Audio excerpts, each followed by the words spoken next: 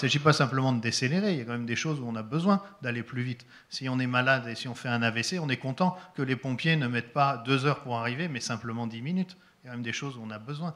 La question n'est pas tant de décélérer systématiquement, d'être dans le slow, mais par contre, il faut retrouver une certaine forme de relation au monde qui soit ce qui nous fait vivre, quoi.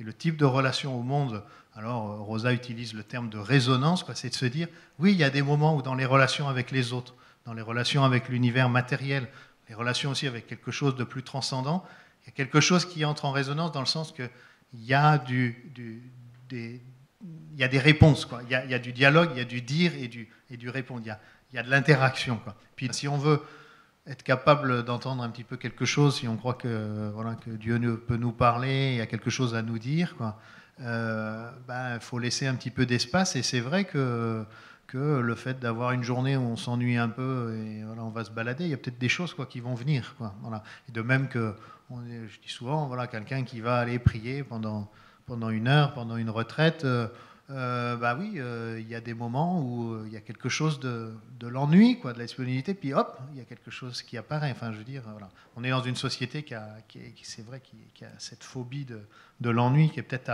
à retravailler. L'expérience qu'on fait dans nos petites oasis, voilà, 1 fois par an, parce que je vais passer une semaine à faire de la randonnée en montagne, ou que voilà, je vais aller marcher un peu dans la neige.